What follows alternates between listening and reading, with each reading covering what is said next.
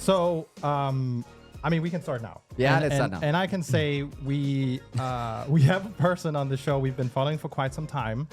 We both apparently have the same equipment. Oh and wow! Really enjoy. No one else has that. And really enjoy music while presenting. It's a person. It's a person who has a dog icon emoji in front of his name. I think a lot of people know that now, actually. Differentiation. And my little story is, we recently were invited to speak at the same digital event, and he went the day before me, and I opened the whole session with like, I'm so happy that I'm not following this guy because I couldn't match the energy level. And what happened? The guys running the show basically literally played a clip of you. With the music. Just like literally in that second, I was like, okay, cool. Still following that guy. But we are obviously, everyone knows this already by now. We're talking about Jacco van der Kooij. Yeah. Founder of Winning by Design. So wonderful to have you on the show, Jacco. Thank you for having me. It's a pleasure. It is a treat. What are we going to do today? What is this all about? Yeah, so beyond talking about following you on digital conferences, you're heading up, I believe, also research at Winning by Design. And not so long ago, you launched a paper talking about solving underperformance. And I think it also hammers into some of the challenges a lot of companies, specifically SaaS companies, face. So that's definitely some of the stuff we're going to get into today. But I think before we hop into the nitty-gritty of the report, I think it's good to maybe just for you to set the stage a bit and tell us where are we coming from as a SaaS industry? Where have we been and where are we today as an industry? In 5 minutes. Yeah. Okay. So essentially, we are currently, the best way to describing it is an American saying is we're using this Ferrari as a lawnmower right now. This Ferrari of a SaaS machine over the past years have been used as a lawnmower. And let me explain to you what I mean with that. SaaS, by definition, is a customer-centric approach to sales. It should generate that. Why? Because if I create the right impact for a customer, the customer will renew the revenue with me. If you don't do that, you're going to stop buying from the customer. It's not like in the old days where like in those days that I used to sell, you would sell a couple, like millions of dollars worth of hardware. The equipment would be shoved onto a pallet, and as soon as the pallet hits the truck, the revenue was recognized, and the cash 30 days later was in the bank, and profit was earned. Like no. Today you have to do that for, in many cases, for years. That means for years you have to service your customer. However, the unfortunate part in this process was that somewhere in the middle of that journey, let's call it like 2014, 15, people figured out that the growth of the company generated more access to more capital. And as a result, that the value of the company would go up almost irregardless of what the customer did with the product. And so if you see how companies go public in the mid, like in the late 2018, 19, 2020, 21, it's all about what's my valuation and how can I increase my valuation. It has nothing any longer to do with, is my customer happy? Companies, like CEOs at major SaaS events get on stage, not to brag about, like how great their customers are thinking about them, but how much funding they raised. The other day, I kid you not, there are press releases about companies who are announcing their debt financing. Like, congratulations, people. You closed a $2 million debt round or a $10 million debt round. Fantastic. Like, folks, since when is that Great. Yeah. Right? Yeah. Obviously, a lot of that was about, growth. But this whole NRR topic or NDR and so forth, I mean, that hasn't been only around since, last year, right? I mean, those are topics that have been like, ongoing. And I think it did feed into some of those valuations that were achieved by those folks raising those rounds, right? That's right. A quick thing. I want to make sure that we realize we're not going to point to VCs and say they are to blame, okay? And we can't point to founders and say they are to blame, or to companies like us and say you're to blame. We're all to blame. Everybody is to blame. This is not like one person did something wrong and everybody, followed or something. That's not the case. Yeah. I can tell you, I speak to a number of venture capitalists, or a lot of them, and they are saying the same thing. It's like, look, I had no choice. because like during the 2018-19 year time frame, they were telling me that if I wouldn't fund them, they would get the money elsewhere, and I got to like they too have to make good investments, and good companies were just simply driving up that valuation, for which they then said, good, hey, look, if you want a valuation of 20x, you got to show me the growth, right? And so this was just an entire ecosystem that chose to go that route. And I add the tool vendors in there, right? Because now we add the tool vendors that write email sequences on top of that, and like you start to see the marketing style, and everybody just piled on, right? We have recruiters bringing in lower level talents and charging $100K for like a person who started their job on Monday, first job ever, gets paid $100,000, right? Like everybody piled on. There was money to be made by everyone, and we were all partaking in it. Mm-hmm. And I think so. I mean, late teens. That was still kind of considered a normal state, right? And then I think it went into a fever pitch early 2021. Basically, the post-COVID boom on the valuation side, on the digital side, and SaaS and so forth, where some of that stuff that you're kind of pointing out as an issue even became, I don't want to say worse or better, but even went more crazy, right? And I still remember a post of you, during that time, and this was pre, let's just say, Ukraine. So before, some of these valuations came down, pointing out that, and you were the unpopular voice in the room, by the way, in the LinkedIn room, which was, hey guys, this is not sustainable. You cannot keep doing it this way. This will come to a crash at some point. You sounded like one of those economists that's always, ranting around at the recession, right? But you were right, obviously, right? And kind of you saw some of these things not in terms of this is going to happen, but through the X-ray of, I guess, kind of winning by design and the bow tie and think like, hey, that cannot actually work out, right? No, that's right, but I want you to I think that, like, put it in perspective of time. Around 2018, 19, for sure, I was already speaking at conferences like SaaS Talk about sustainable growth, and that we needed to move there quickly in order to, make sure that we protect the assets, aka the investors' interest and the founders' interest. So this was already happening. The problem with COVID is, it essentially put a hold on that and told everybody, see, you were wrong. And it threw more oil on the fire, right? And it just made everything worse, because suddenly, who am I to tell, like a Zoom or a DocuSign that they should have sustainable growth? Like they just went gangbusters at that point in time, right? And so like for a while, and like we all had to take, there was no more need to tell anybody what to do, no more process needed. It was just hire people, put them to work, get going, and like it was madness, right? That is 2021. What I want you to see and what I want you to experience, and also if I go to the paper that I wrote on this topic, I want you to think that there was a golden age of SaaS, and that golden age started in early 2012. With Mark Andrews' paper, Software is Eating the World. Mm-hmm. Right? Yeah. And it ended on early December, late November of 2021, when DocuSign was the first top 10 SaaS company that toppled and saw its valuation in, its stock price drop from whatever, $300 to $50, something significant, not like 20%. No, it became a fraction of what it was. That was the first. That was like, and still at that point in time, a few companies started to realize that it was happening, like 3-6 months later, the entire market, right? Don't forget, early in Q1 2022, PE firms and VC firms are still advising, most PE firms and VC firms in those days are still advising people to hire, invest, spend that money, right? It's only in April, May that the lead VC start to hint at it. And it's only May, June, July that the whole kits and caboodle starts coming down, right? It took that long. I still remember, I think David Sachs, I think he was the one pointing this out, right? Kind of, hey, you need to go to 24-month runway, actually 30 instead. I think the Y Combinator guy went to, hey, the default alive, kind of that kind of playbook, right? And I think you're right. That was around April, May last, 2022, 1. I'm mixing things up now, 22, I guess.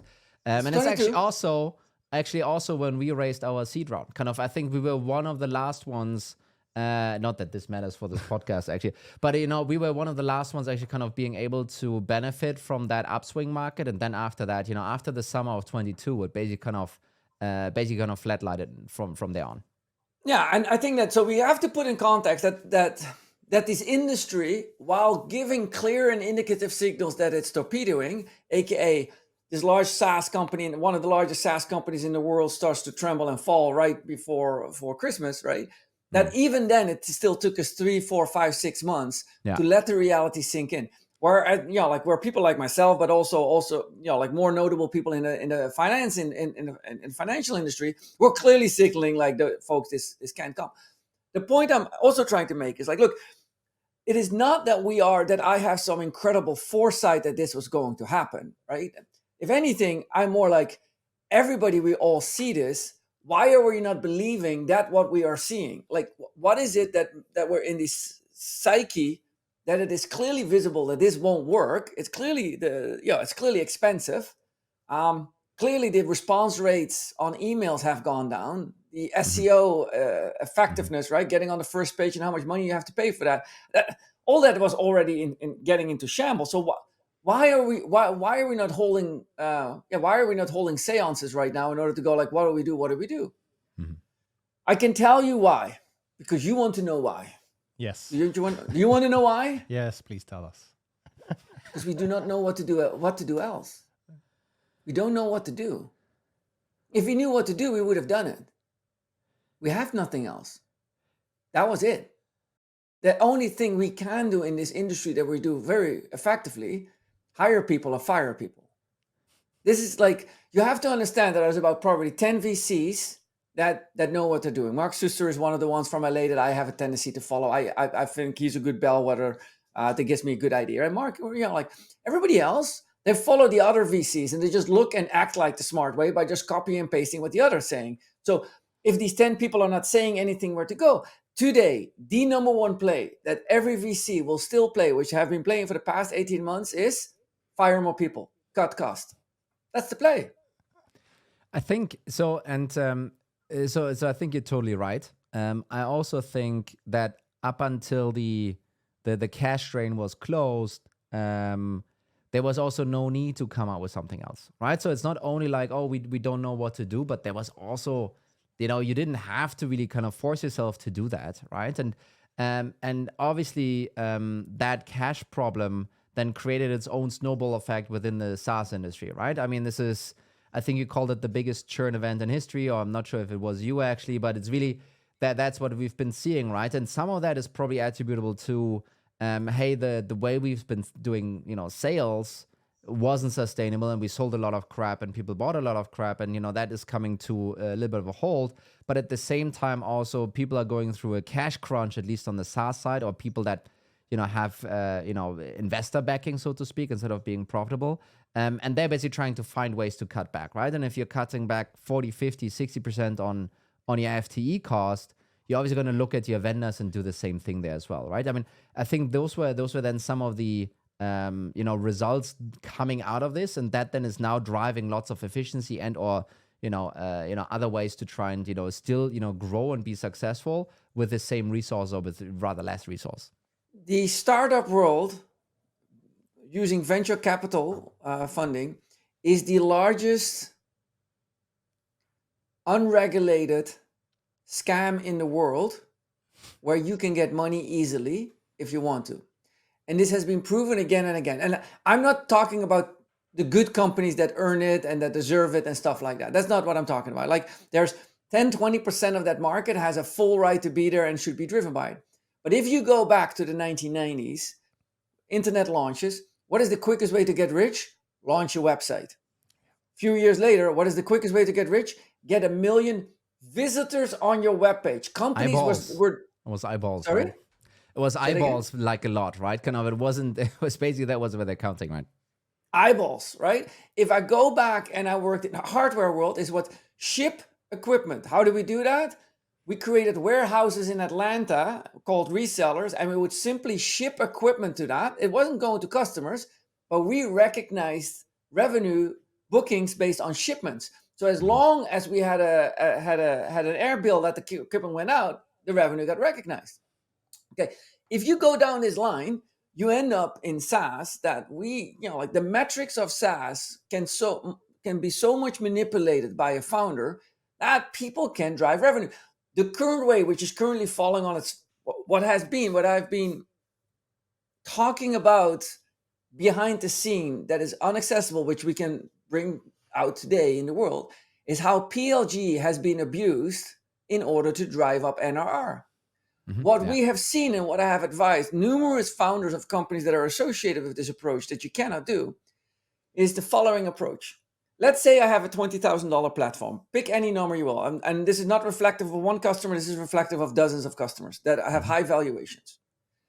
What they would do, they would drop the price on the first sale, let's say to $8,000. So instead of $20,000, I'm dropping the price to $8,000. I call it PLG. Hey, low price, 2 users. You can put 10 users on it, but let the product sell itself. Product-led growth. Let the product sell itself. And I discount it so much, for all I care, I could make it $0. Right? Now, that customer goes into year one. And as that customer sits there, goes like, hey, this is a reasonable, good product, right? As they enter year 2, they go like, no more discounts. I told you in year 1, you could test it out, but now in year 2, you need to pay full price.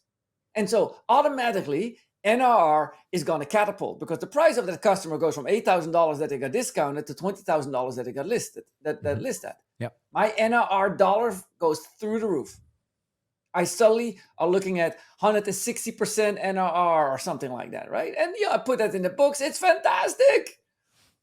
Okay, now the customer starts to grow normally and the NRR keeps growing, goes back 124 in year 2, 118 in year 3, and so it slowly tapers out. And everybody thinks this must be the best investment ever, right? It's not. You just, now, is this legal? Absolutely. There's nothing illegal about this. Yes. And I think, so we actually call it NRR hacking. This exact kind of play. I think placing this on PLG, I think you also kind of, and maybe this in the podcast isn't visible, but, Jacco used air quotes a lot when saying PLG, because that's obviously not referring to the idea, the wonderful idea of PLG where people can use stuff and, getting in there, but really this, sell low and then kind of graduate them or force them basically into this thing and de facto kind of then increasing your net retention, kind of using that. That's kind of the trick that you're really referring to here, right? That's right. And I think, obviously, PLG today is used as a marketing lead generation campaign and as a sales methodology. And like if we would only go back to the origins of PLG, people who used PLG did it because they hated marketing campaigns and they hated sales methodologies. And so for it now to make it full circle to be used as a marketing lead gen campaign is like, I'm certain that somebody is like cursing themselves for ever having come up with it. No, I think, but before we go on with the next topic here, did you see the latest Inside Partners research that actually shows that sales and marketing expense of PLG are higher than of sales-led motions? Did you see that? And we saw it, we noticed it, we've participated with our insights on it. Like, look, this is not the thing that we deal with is, and what I want you all to realize is, we're dealing with hero ball. The reason why this market is the way it is because we're dealing with hero ball. Hero ball is a term in America that you use when you play basketball on a team, but you throw the ball to one person, that person keeps dribbling and shooting, doesn't pass the ball around. It's just that person takes the ball, hogs the ball, and then does something with it. Yeah. Soccer, same thing, right? There's probably a good analogy of me putting some Dutch soccer player in here, but I'll let that be for another day. We're in the middle of hero ball right now. And this hero ball is done by any conference in 20-minute slots. They are putting somebody on stage. Doesn't matter. As long as that person has a good stage presence, can tell a story, provoke the audience, and they laugh a little bit, right? Mm-hmm. If you do that, then the organizer of the event is happy, right? Because the organizer of the event gets paid by butts and seats, right? Butts and seats and investment dollars by those who are sponsoring, right? Which requires, again, butts and seats. So we all know how this works. And so the organizer is just putting heads on the stage in order to entertain the audience, like a musical artist, right? Is that person speaking? Is that peer tested? As in, did people review if he or she is right? No. Is it scientifically proven? No. Is there data behind it that is often presented? Absolutely not. What we are seeing is pure hero ball. One person stands on stage giving a story of how they won the lottery last month, right? Which numbers they won the lottery with, as a famous thing, right? And then that's it. And so then the audience goes away and goes like, PL. And now if there's five people on stage within the morning, and the keynote involves PLG, and then the two of the following speakers talk about PLG, then PLG is a trend. Then we have a trend. And then everybody goes out and goes like, okay, let's go. None of this is scientifically proven. None of this is data driven. None of this has any merit of why we should be doing it, other than this is the trend. And so we went to the past cycles. We had the inside sales trend, we had the ABM trend, target your audience trend, and now we have the PLG trend. And so we go through these trends, right? Because we think that these trends are the next big wave of things, and they are not. Doesn't mean that inside sales doesn't work. Of course, inside sales work for a company that can benefit from it. It's not a hammer that you can put in your toolbox and use everywhere, right? And same thing as PLG, and same thing as ABM. These things work when you apply them correctly, when you've done the research and you apply them to the right accounts or the right situation or the right market. But you can't use them as generic tools. I have to be the referee now. Okay. I mean, we're having a wonderful conversation, and we could probably do a 2-hour podcast, and it would still be great, by the way. But I kind of want to progress a little bit. Now we've talked about the golden age of SaaS, right? What has actually changed for business? What challenges are they faced with today?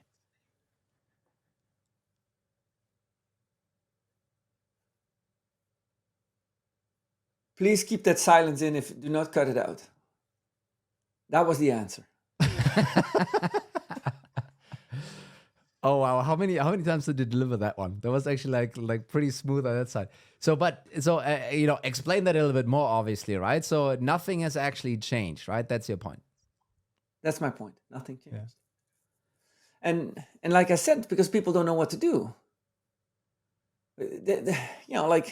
There's exceptions, right? I'm not talking about I want to talk about the 9 out of 10, not the 1 out of 10 who's doing something, right? Yeah. People don't know what to do.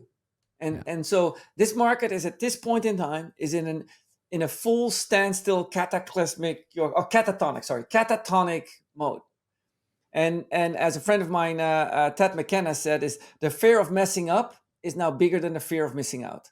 The fear of missing out is what fueled this entire market over the past decade. But now the fear of messing up. Because the penalty for failure is a radically low valuation, and most likely your hopes and dreams, that what you have worked on over the past 10, 15 years, for some of them their entire life, dedicate their entire life to, is going to be like squabbled away within 18 months. So I mean, there was actually, one of the points I had, and I can't fully square it in my head, and maybe your silence helped it with this a little bit. When you look at some of those research firms like Gartner, or now even G2 is doing those kind of analyst kind of jobs, they're all predicting IT spending, or these kind of categories to actually increase. I think Gartner has 2023 increase on IT spending at almost 10%. I think G2 for next year has something similar, which when you compare it to all the other categories of spending, is kind of going in the right direction, right? So it's like it's hard to square the circle here when you think about, like, wait a minute, some of these arrows are actually pointing in the right direction, but we're all here doing so badly, right? The conversion rates are down, the sales cycles are longer, ACVs are down. Some of that stuff you've also been doing research on. Is that kind of basically kind of leading to this? Hey, actually nothing has changed, but actually the approach and the mindset has changed fundamentally. I don't think the approach and the mindset has changed for the founders and VPs of revenue and revenue leaders, VPs of sales that I work with. They have not. I mean, they're all like still holding back. I mean, I don't see like there's. I'm going to give you the answer to this, by the way. Don't get me wrong, but I just want you to know that nothing has changed. The answer is clear what needs to be done, but people are not doing it right now. And there's an explanation for why that is happening, and so on and so forth. But people are like sitting on their hands, hoping that they either can cost cut their way to growth, which you can't, right? Lion's share cannot. Yep. Or to hope that the circumstances change, which they will not. And then just a brief moment. Many people will say, "Oh, money got expensive, and that's the reason why this changed." That is the case. It was a cause, but the cause that made that problem is we shouldn't have been spending that much on growth anyway, right? Like we were already spending too much money on growth. The fact that VCs were willing to fund that and that then it went in hyper mode cannot be said, oh, money is now expensive. No, it's important, it played a role and cost a lot of this to come to an end. But the fundamental problem is that we're spending too much on growth by companies who shouldn't be growing. We're forcing growth into companies, so we're forcing their valuation up. So we're forcing their exit strategies, and then we're telling, like this happens all the time, after the company goes IPO, we're telling the public markets, there you go, I made my money, good luck with it, right? This is the common trend, right? Like let's not misunderstand that the VC firms have little to no interest in a company after they go public. But let's go to the solution side, Mikkel. Well, so I think you move a bit further in the report to actually pinpoint some of the challenges, this underperformance. Can you tell us a bit more what is the underperformance we're looking at today? Yeah, so the underperformance comes down to this. We are sitting post-2008. We have a large scale of the workforce who actually does not know how to do their job, has been underinvested in, and which I refer to as unskilled labor. So we are dealing with unskilled labor. I'm not pointing to the finger to the people and saying it's your problem to be unskilled. I'm not pointing to like, oh my gosh, this has gone wrong or that is wrong. I'm just saying we got to be realistic and we got to know that a large part of the workforce is unskilled to do the job that they need to be doing. Second, we do not have enough experience any longer from the 2008 area. When we were in 2008 in the financial crisis, almost every revenue generating person that was in a leading function had gone through the dot-com bust, right? If you think we had a lot of crises in 93, 98, 2002, 3, 2008. So by the time we got to 2007, 8, there was a lot of expertise at senior level on knowing what to do. Today we lack that. Today, most of the VPs in position, the CROs in position, were not in a high enough position during the 2008 years that they actually can leverage the insights from boardroom conversations that they learned then. They may have been a director or a manager, but they weren't in the boardroom. So we're missing this experience on what to do down here. And as a result, we have a whole generation of executives that have learned from the TV, cut people, cut costs, cut, right? Let's go, let's burn it to the ground and rebuild it back up. And they do not know that this is the time of opportunity, right? This is the time that the best, entrepreneurs in the world perk up and go like, okay, and there's a saying, some of these sayings are a little bit fatigued and tired, but the Ayrton Senna saying still goes well. And it is like, hey, it's really hard to pass 12 cars in a fantastic weather. But if it's raining and the weather is bad, okay, then you can start passing lots of cars in a Formula One race. And that's the point that we're seeing right now. And that's where I'm trying to point to. And as we get to the solution, obviously, we need to tackle the problem. Unskilled labor, one, you need to tackle that. Number two, overdependence on tools. Because of the unskilled labor, we have deployed a gazillion of tools inside, and we have asked these tools to deliver for us. There's books written about the efficiency of tools versus efficiency of humans. And Steve Jobs did a fantastic little short on that, right? About the man on the bicycle. And in the end, we are infatuated by tools. Look at the madness that is around ChatGPT right now. You talk to any point in time, and I replay to you a conversation about how that relates. I was on another podcast somewhere earlier this week, and the conversation was about ChatGPT. And they asked me, how did I like ChatGPT? I said, it's a fantastic tool. Do you think it will help? I said, absolutely not. It will destroy. We should be very careful. And these things. I think ChatGPT is a tool. The tool is not the problem. The user is the problem. And the person said, but the emails are now so much better. I'm going that's fantastic. I agree. The emails are better because the average writer cannot compete with an automated tool that good. And so here we have the overuse of a tool to write better emails. Now, are you going to open up more emails that are better written? Do you walk into the morning and go dang, that's a good written cold spam email. I'm going to open that email. Maybe one, but then you're going to get 1,000 of them from 1,000 different vendors, all equally powered, all using the same tool, all using the same algorithm, all getting the same email. 18 months from now, email will no longer, we will be desensitized by email. Our LinkedIn posts are automatically generated, so people won't post original thoughts. They will be published. LinkedIn in-mail messages will be coming from spam. So all this is going to If you foresee what is happening right now, you extend this forward. Like, I don't have to be brilliant down here to let you know this train will hit that wall. It is going to happen. There is no question about it. What is the outcome of this? The outcome of unskilled labor that is using too much tools is skilled labor that doesn't use tools. It's as simple as that. If you want to run a good revenue organization right now, teach your people to pick up the phone, dial the number, and call your customer. Get on an airplane, have a drink with them in the other side of town. Go meet with them, right? This is as clear as day as the trend where it's going, and we already see the signals. It's the data that shows that is right. Become part of a community. No longer are we going to measure you if you have like 80,000 followers on LinkedIn. That is no longer of interest. What we want to know is, do you have 300 followers on LinkedIn, and those 300 you can reach out to and connect with and have conversations with, right? And those 300 people are the right kind of people. So we're going to go off this entire volume, which you already know because you brought it up, the eyeball volume, the visitor volume, all these things that we have seen in the past that were volume-based. We're going to go right back to quality. The pendulum is going to swing. We're going to end up with very skilled salespeople in 2-3 years, and organizations that invest in their sales teams and marketing teams and meet their customers are going to succeed. And that's going to drive NRR from the right customers. That's all the point, from the right customers. So, I mean, to a degree, what you're saying, we talked about this hacking NRR piece. We talked about hacking growth or forcing growth. I think you mentioned it. And the tools used, unskilled labor, tons of, the ways to achieve this, tons of unskilled labor because that's what's just available in the market, and tons of tools used in order to scale the whole thing up, right?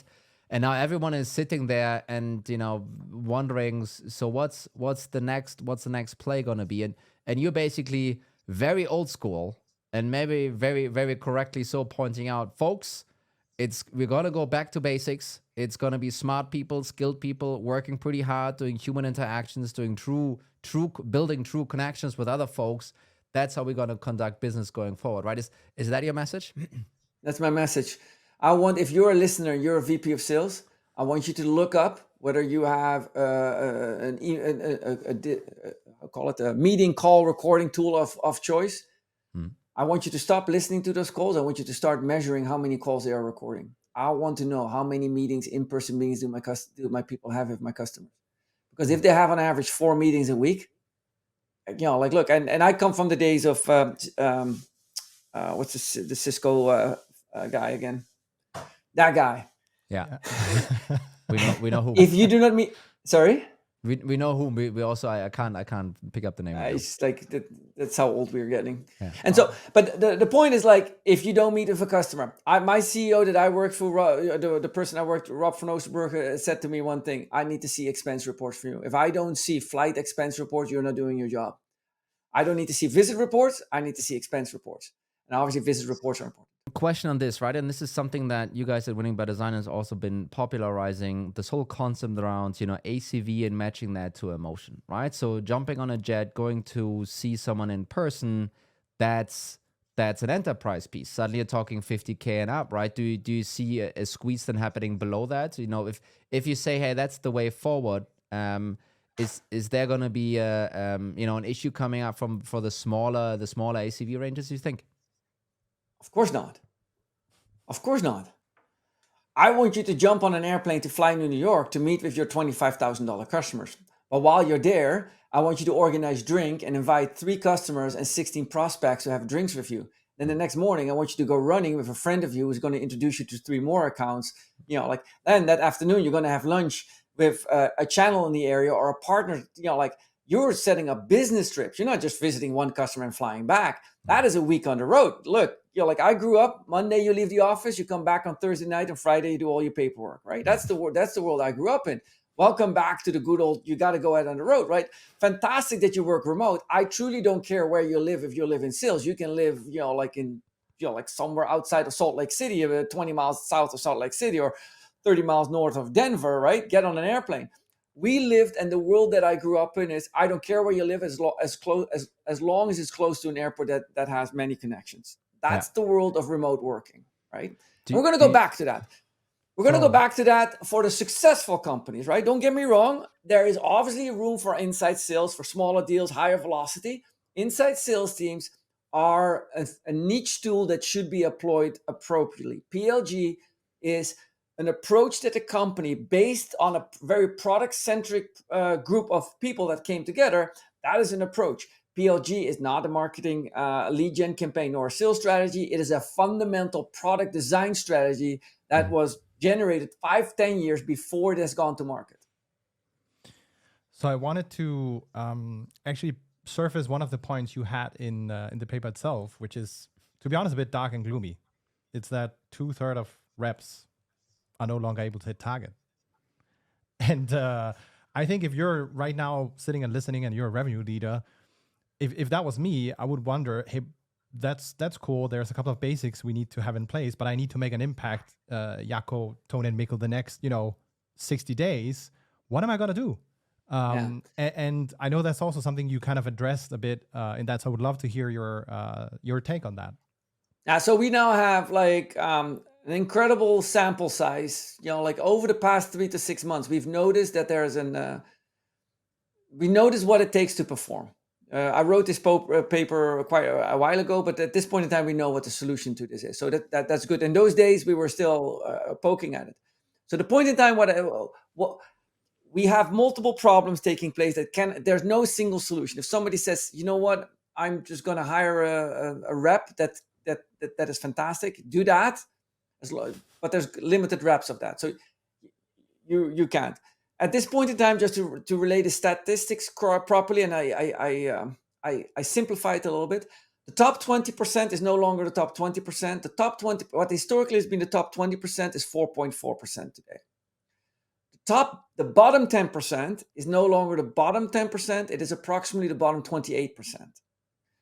If you simplify the numbers, about 1 out of every 3 is not motivated, is not performing, and has no rhyme or reason why they should be in the role they are. They were overhired. This has happened in 2002 and 2003. It has happened again and again. It's not a problem, but those people are not in a job that are contributing to the company. They're just consuming not just money, but often resources and opportunities of people who can do better, right?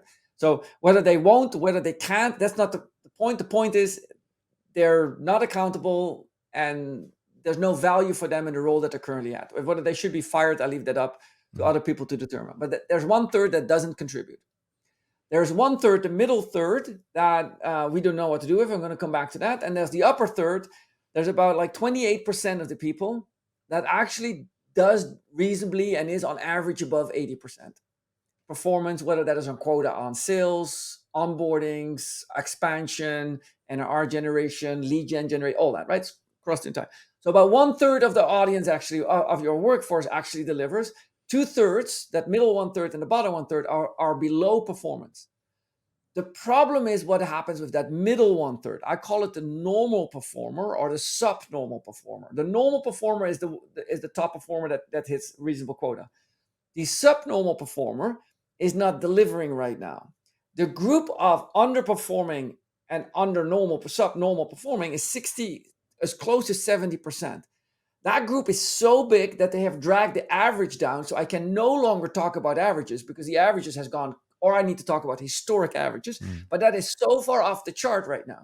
We're talking about, like if you have a sales team of 10 people, 5 or 6 people are able to hit 50 to 60% of quota, right? Like normally that's your bottom 10%. Your bottom 10% is now 28%, and they are at like 30% of quota, right? Like this performance curve has shifted drastically. And many of you who are listening to this are probably listening to this podcast because you want to know, like, this is my world. I have no way how to do it. I need somebody like Jacco to tell me what to do. In a second, I will tell you what to do. This is the problem.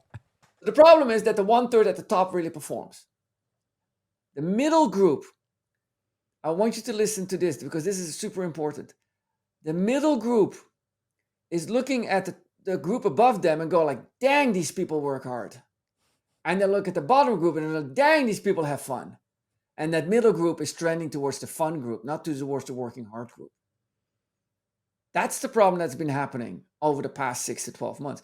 Nobody dares to call about it. And I have this tendency to say, Simon Sinek, I need a word, right? Like, I need a word here, okay?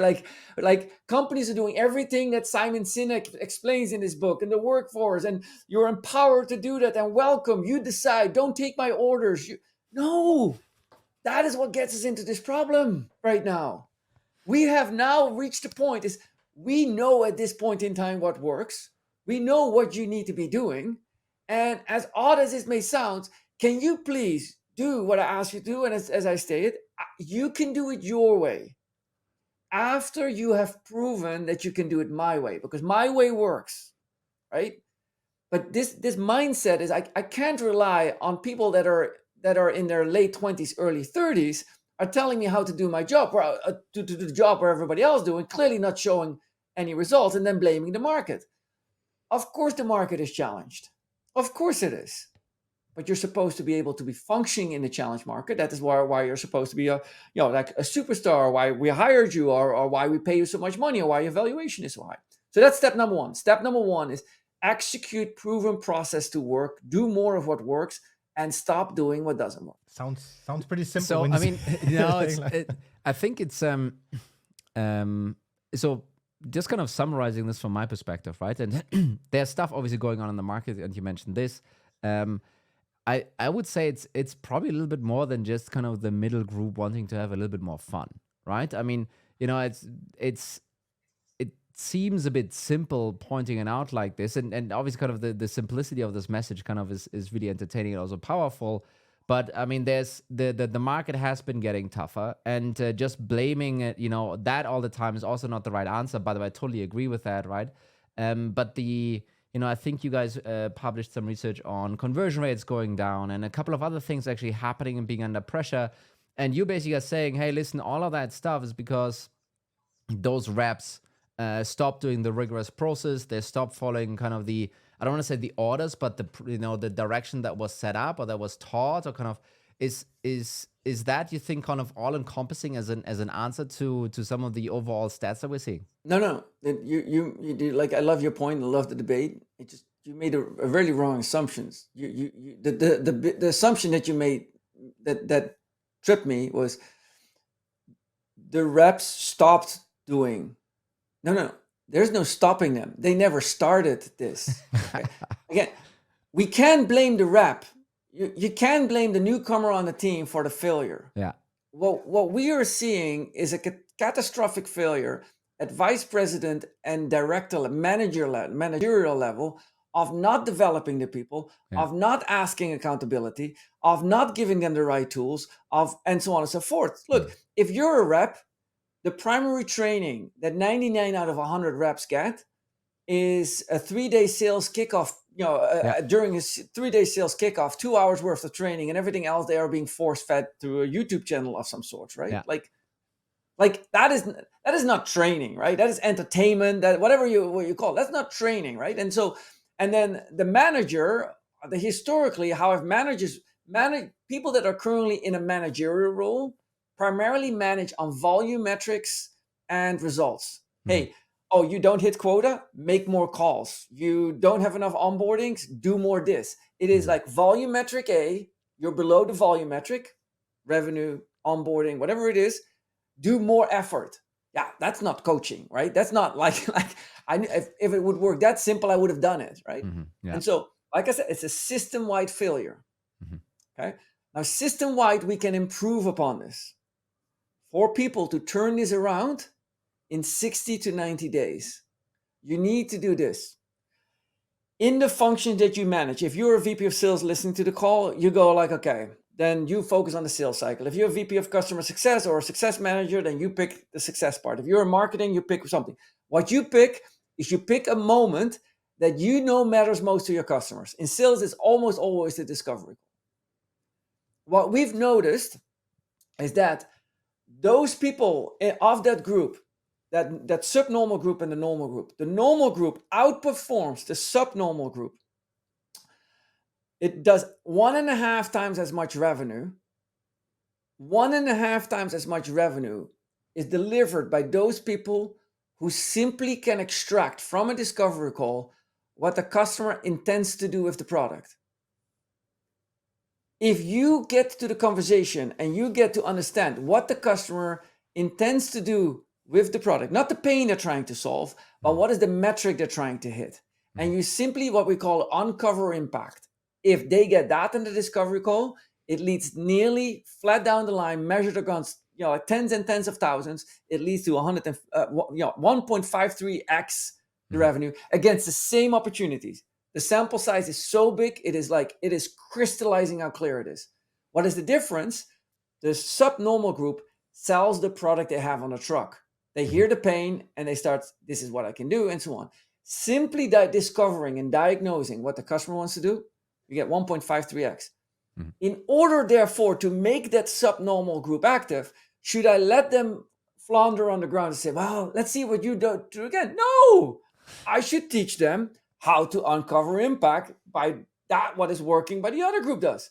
I don't need to teach them the 16 disciplines of sales and like advanced provocative selling and how spin selling, question based. Like, can we just learn them like in a single task, teach them for 2 hours how to uncover impact, implement this over the next 4 weeks, listen to a few calls, share it as a team, do that for 30 to 60 days, and you're going to see your revenue increase because customers are buying impact. They're not buying product, they're not buying features, they're not buying solutions.